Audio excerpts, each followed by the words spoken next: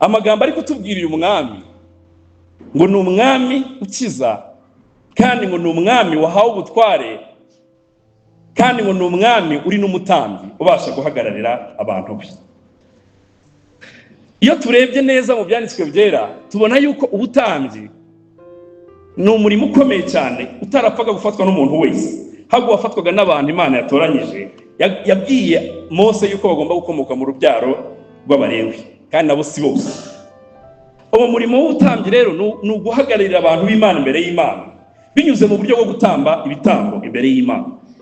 Ariko uyu nguyu turi kubonamo hano ngo ni Uwiteka wamwiteguriye, arangije mu buno murimo w'ubutambyi atawukomoye mu bwoko bw'Abalewi, ahubwo awukomoye ku Mana yo yabumuhaye, kandi ngo Imana yabumuhaye umurahisha yuko ibumuhaye kugeza iteka ryose.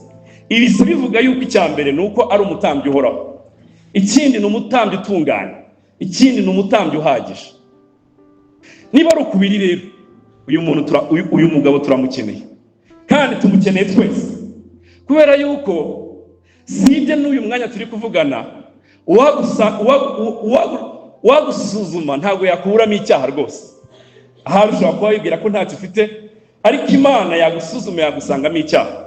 Ndetse twifashishije n'amategeko y'Imana, ayo ubwayo arakurega tutayarondoye yose, kubera yuko Imana ivuga yuko n'ibikorerwa mu mitima yacu ibyo nabyo ibona nk'icyaha. Ndetse reka naye kujya aho kuri, Imana inavuga yuko tuvuka dutandukanyijwe n'Imana, kuko umwe yakoze icyaha twese duhinduka abanyabyaha. Ibyo ngibyo byari igihe umuntu ahita abyumva akavuga ngo kubera iki se umwe yakora icyanda hari ntaranavuka, ibyaha bye bigahita bituma mbutsinzwe burundu ntaranavuka. Ibyo ngibyo ni nk'uko n'uyu nguyu nawe ibikorwa byo gukiranuka kuri we bibarwa ku muntu wese uri buze kumwizera atabikoreye bavandimwe. Ni ukuvuga ngo ni uko Imana yashimye kubisohoza yuko ubuhagararizi umwe ari buze kuduhagararira, namara kuduhagararira agatsindwa twese turaba dutsinzwe, cyane yuko n'uwaduhagarariye ariho twavuga ngo ni umwiza kuturusha twese, ariko nawe yaratsinzwe ari Adamu wa mbere. Imana ishima kuduhagurukiriza uyu nguyu kugira ngo abe ari uri buze kutubera umwami, akatubera n'umuhagararizi, akatubera n'umutambyi uduhagarara imbere y'Imana by'iteka ryose bavandimwe. Rero akeneye kubahoraho, kubera yuko twebwe dufite icyaha kiri imbere y'Imana, kandi icyo cyaha Imana igomba kugihanisha igihano gihoraho, kuko Imana yacu nayo ari ihoraho. Ni ukuvuga ngo buri cyaha cyose dukoze ku Mana kigomba igihano cy'iteka, kuko ntiwabasha guhaza umujinya w'Imana ngo urangize, kuko umujinya w'Imana n'uwiteka ryose. Hakenera umutambyi w'iteka uri buze kuduhagarara imbere y'Imana by'iteka ryose. Ndetse uyu mutambyi turi kubona ubwe yaritambye, atanga igitambo gihagije kugira ngo Imana itubabarire, yongere kutubaraho urubanza by'iteka ryose. Ikindi umurimo w'ubutambyi akora, nta cyaha agira ngo ahore ajya gutamba igitambo cy'ibyaha bye, ahubwo aratunganye mu buryo bw'uko ubuhagararizi adufitiye imbere y'Imana buratunganye. Ntabwo Imana ivuga ngo ongeraho ibyawe nawe ndabona uyu mutambyi wawe adahagije, ahubwo arahagije ku buryo duhagarara iteka ryose imbere y'Imana. Nko muririmbyi wavuze ngo mu ijuru imbere y'Imana mfite umuntu umvugira, ngo ni umukuru w'abatambyi ngo yitwa Rukundo. Hasi akavuga ngo Uwiteka iyo ambonyeho amaraso ntacira urubanza rubi, ahubwo anyita iki? Ukiranuka. Bavandimwe, uyu mutambyi aduhagarara mu buryo bwuzuye kandi mu buryo butunganye, ku buryo ntacyo ukeneye kongeraho, ku buryo ntacyo ukeneye gushyiraho, ahubwo ibyiwe akora biratunganye ku buryo abahagarariye bose Imana nta rubanza ibaciraho iteka, ahubwo ibitabe by'iteka ryose bavandimwe. Ibi ngibi rero bibwirwa kugira ngo wemere uyu murimo w'uyu mutambyi, kugira ngo umwizere uce bugufi umutima wawe, wemere ko ibikorwa byawe byo kwitanga bitabasha kuba igitambo gishyitse imbere y'Imana ngo wemere yuko nta muntu wo mu isi, waba umushumba cyangwa undi muntu wese wakwitwa amazina runaka, nyabwo abatagatifu bapfuye, nta n'umwe wabasha kuguhagarara imbere y'Imana gusumbya uyu mutambyi abihawe n'Imana kandi byirahiye. Ikindi muvandimwe, urimo urabwirwa ngo ni umwami gutegeka hagati y'abanzi be. Ibi bivuze yuko ubu ari gutegeka, ariko igihe kizagera ashyire burundu ku ndunduro umurimo w'abanzi be bose. Uyu munsi uri hagati y'ibintu bibiri: uri umukunzi we, cyangwa se uri umugaragu w'ubwami bwe, cyangwa se uri umutwaranizi w'ubwami bwe, cyangwa uri umwanzi we. Ndakwinginga niba uri aha ngaha ukaba ukiri mu rwego rw'abanzi bayo.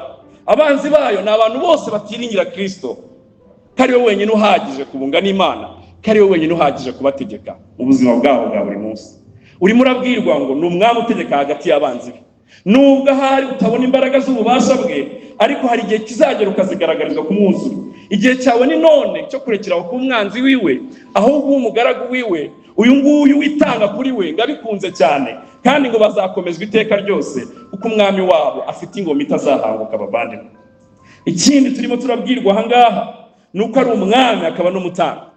Umukeneye nk'umwami wawe kandi umukeneye nk'umutambyi wawe. Umukeneye nk'umwami ugutegeka kandi umukeneye nk'umutambyi ukuvuganira imbere y'Imana, kuko udashobotse kandi utabasha no gushobora. Bavandimwe, uyu niwe mukiza mwene data ari kuririmba, akamutaka akamuvuga uwo ari we, kugira ngo tumwumve tumwiringire. Kandi abamwiringiye muri hano, ndagira ngo nongere mabwire ikindi cya nyuma, yuko ubwami bwe ari ubw'umwuka, ntabwo ari ubwami bw'ibifatika. Bera mwe, ubwami bw'uyu mwami wacu ntabwo ari ubwami bw'ibifatika. Niyo mpamvu imikorere yabo igomba gutandukana n'imikorere y'ubwami bw'ibifatika. Paul yaravuze ngo ntabwo tureba ku bifatika kuko ari iby'akanya gatoya, tureba ku bitagaragara kuko ari byo by'iteka ryose. Cyanyuma abavandimwe, muri kubona iyi ndirimbo ya Dawidi yuzuyemo ukuri kuvuga ubutumwa bwiza. Ndashima Imana kubwo abavandimwe bakomeje kuririmba ahangaha, indirimbo bari kuturirimbira ni indirimbo zivuga umwami wacu Yesu Kristo. Ariko nongera mbaho n'undi mukoro ukomeye muri no zaburi. Niba muri kubyitegereza neza, ntabwo ari Dawidi uri kuririmba uyu mwami we gusa, ahubwo ni Dawidi umeze nk'ari kumuririmba mu buryo bumeze nk'aho amaze mwanya akirana n'uyu mwami we, mu buryo bw'uko afite uburyo ari kumuririmba, ariko mu buryo bumeze nk'aho hari ubusabane asanzwe agirana nawe. Hari uburyo ari kumubona mu buryo budasanzwe, akamuhimbaza biturutse mu mutima we. Ibi ngibi natwe turabihamagarirwa ngo turirimbe indirimbo zivuga ubutumwa bwiza, ariko turirimbe n'indirimbo ziremereye mu mutima yacu, dutekereza turirimba uwo ari we. Amen. Kiza mwiza, turagushimiye kuri umwami ukaba n'umutambyi, kandi ubwami bwawe ni ubw'iteka ryose, n'ubutambyi bwawe ni ubw'iteka ryose. Hahirwa abaguhungiyeho mwami. Tumaze kuririmba ngo wazanywe no kuganza kuko uri umwami. Mwami wavutse uri umwami, abaje kukureba baje bakwita umwami kuko uri umwami, ndetse no mu rupfu rwawe ngo ku musaraba hamanitse kuri umwami kuko uri umwami. Mwami, kandi uri umwami utazatsindwa, uri umwami uzatsinda, uri umwami w'iteka ryose. Mwami, ndakwinginze buri muntu wese uri hano kugira ngo yongere abone ubwiza bwawe no gukomera kwawe n'ubutambyi bwawe bw'iteka ryose. Mwami, harahirwa umuntu wese uri hano agufite nk'umuvuganizi, agufite nk'umutambyi umuhagarariye imbere y'Imana. Mwami, kandi asabira buri muntu wese uri hano utarahabera umuhagararizi, kugira ngo Mwami umufungure umutima we, umuhe kukwizera. Mwami, umuganze, umwereke ishimwe n'icyubahiro bituruka mu kwera kwawe no mu rukundo umufitiye kuko ari umunyabyaha. Mwami, hanyuma tuguhimbaze yuko uri umukiza utangaje. Amen.